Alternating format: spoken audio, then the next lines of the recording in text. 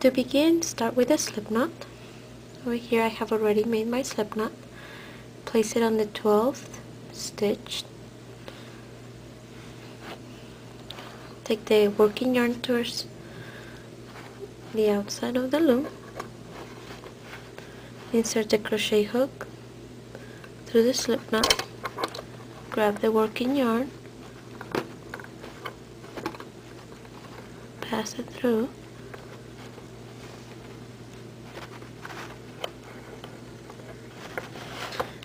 And this is a chain cast on.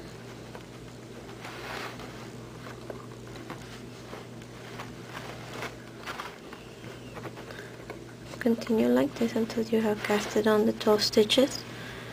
So here we have casted on 1, 2, 3, 4, 5, 6, 7, 8, 9, 10, 11. And the last one, we just put that chain that we have on our hook on the last peg. And our working yarn is between peg 1 and peg 2. Now we're going to start knitting. In our first row for the garter stitch edge is the knit stitch. In my panel I am going to be slipping the first stitch, so I simply do not knit it. I'm going to skip it. That first stitch is going to be skipped, and then I knit the second one.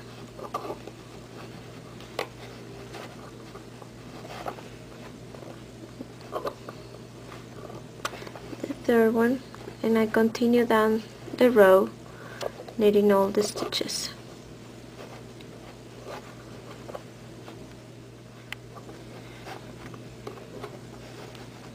Knit the last two.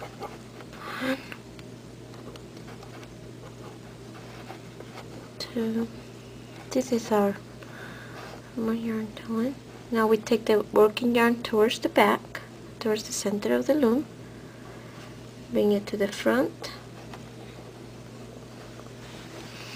and you're ready to do your purl row for the garter stitch.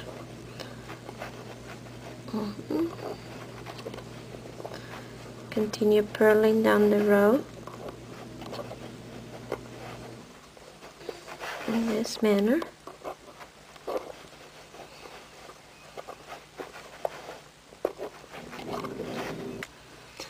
And you purl the last one.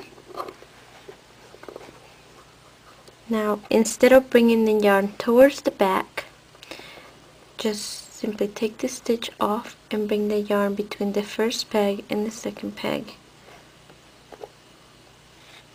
And that right there, you're ready to start your knit row.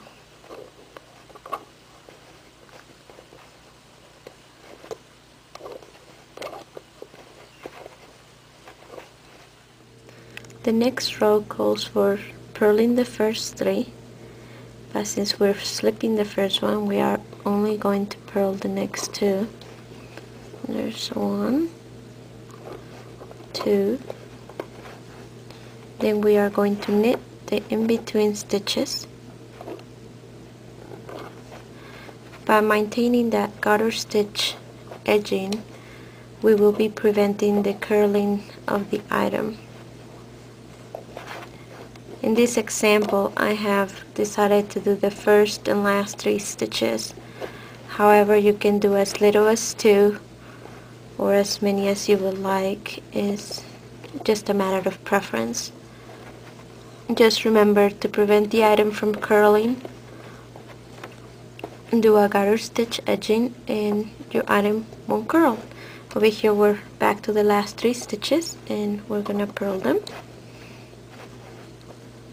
1, 2, 3.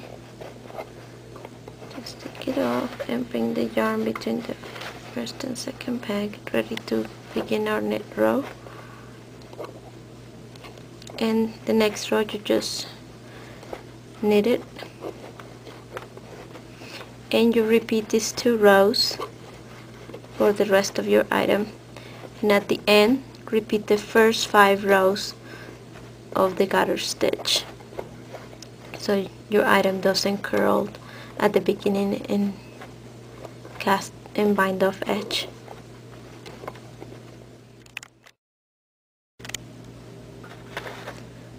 getting ready to bind off. Since we're slipping the first stitch, we're gonna skip it, then we knit the second one, knit it, but instead of putting the stitch on that second peg, put it on the first peg.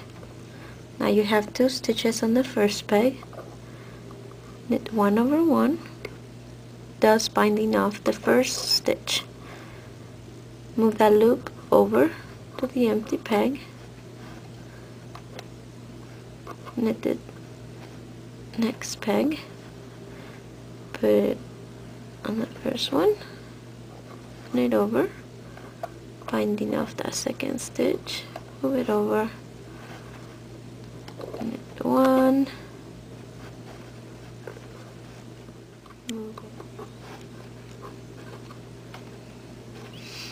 knit the last one, move it over, knit over, cut the working yarn, E-wrap the peg, lift the loop off the peg, grab the working yarn, the loop, and pull it through. There you have it. Little flat panel with garter stitch edging.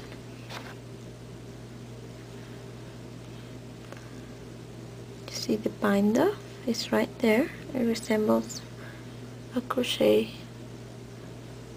chain, and the cast on too.